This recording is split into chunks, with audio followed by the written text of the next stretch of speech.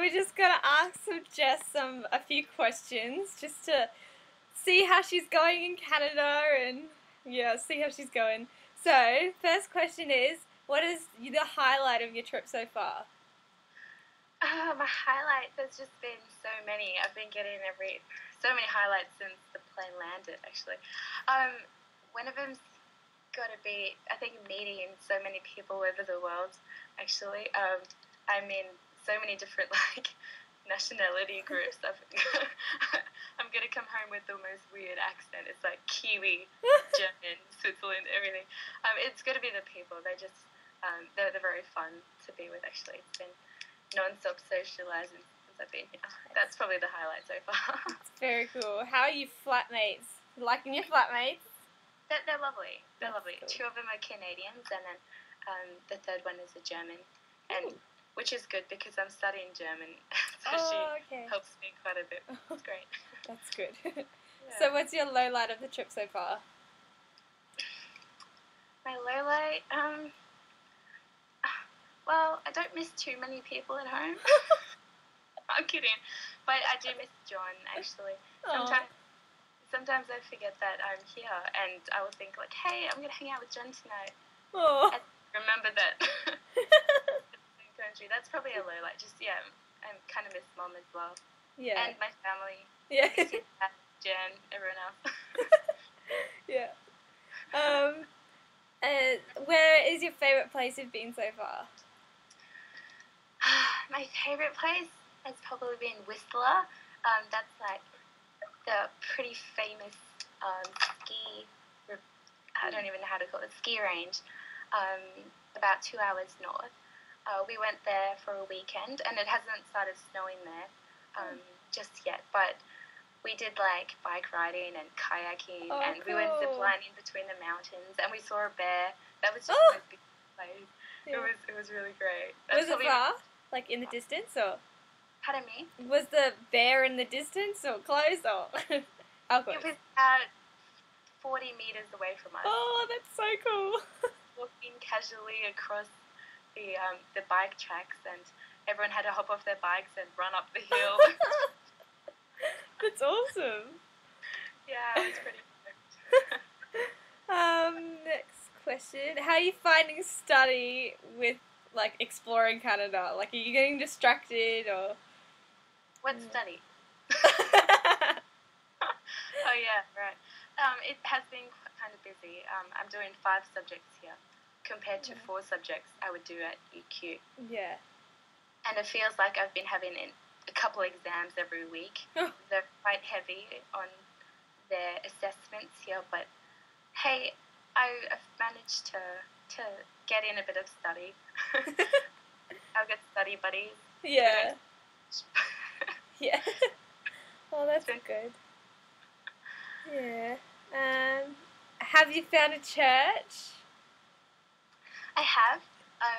I also go to Bible studies on a Wednesday night, which is quite nice. It's the University Chapel, and that for me is kind of church. I haven't found a nice one on the weekends, except for, sorry, I shouldn't say that, Chelsea and Marcus Cadden's church. I occasionally go there on Saturday mornings. But I really love the Wednesday Bible studies. It just, university students get together and we discuss and we read, and that's quite special, and they make great Christian friends there. Oh, that's good. Yeah. So, well, my next question doesn't really suit. Maybe I'll change it a bit. Does Marcus and Chelsea's church, how does that compare to South Pine? How does it compare?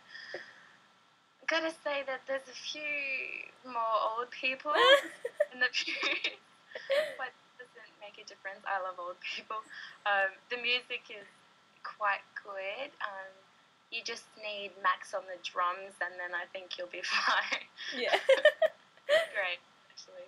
Oh. I don't know, you can't compare, they're both pretty good, but I think the answer you want to hear is, no, it isn't as good as South Pine. That's awesome. So the last few weeks we've been doing a series called Practical Atheism, and that's basically the meaning of that is believing in God but living as if he didn't exist. So this week's sermon is called I Believe in God but I Don't Know Him. So what do you think this means, and what do you think is holding people back from knowing Him? I believe in God but I don't know Him. I think it's easy to make a blatant statement that there is a God and God created the world, but it is a very different thing to say that you are on personal terms with Him, and I think it's quite hard to apply what He says to your own life. I don't know, I guess it's just a matter of really acknowledging His word and can we edit this part? What? No, this is good. This is good. I'm not editing this out. Yeah, you are. Because I'm just running around in circles. No, you're good. You're going good. I like it. No, yeah, I just think, yeah, that's what I said. Like, you can believe in God but not know Him. Yeah. It's just like saying you. So it's similar to like a friendship on Earth. Like, you could walk past someone and say, yeah, I know that person, but you don't really because you're not close friends with them. Whereas your best friend, you obviously clearly know him or her. So, like, maybe is that how you're trying to get at? It's similar? It's like having a Facebook friend. Yes! Not knowing them. You walk past them and say, I know that person on Facebook, but you don't really know them in real life. Yeah. How about that? I like it. So, next part of the question. What do you think is holding people back from getting to know God? That's a hard question, as many people would have different answers to that, depending on their own circumstances. But I think it's quite risky for someone just to walk out in faith and say that you know God personally, especially just the fact that you can't see Him.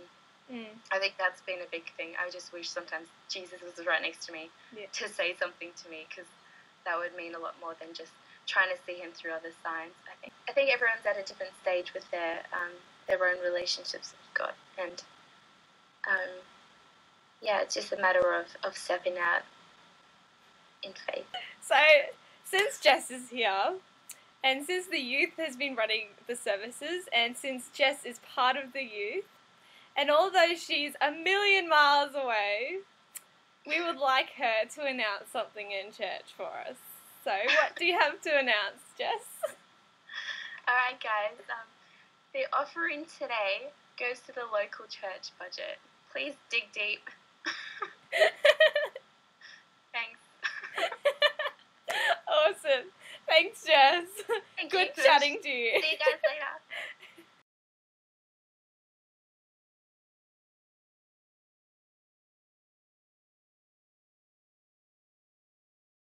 Can we please edit this? Well, what am I editing out? Like, I don't see what's wrong with that.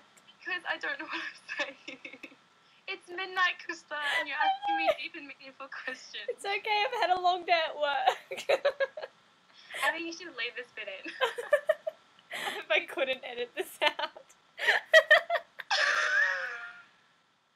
You're editing this.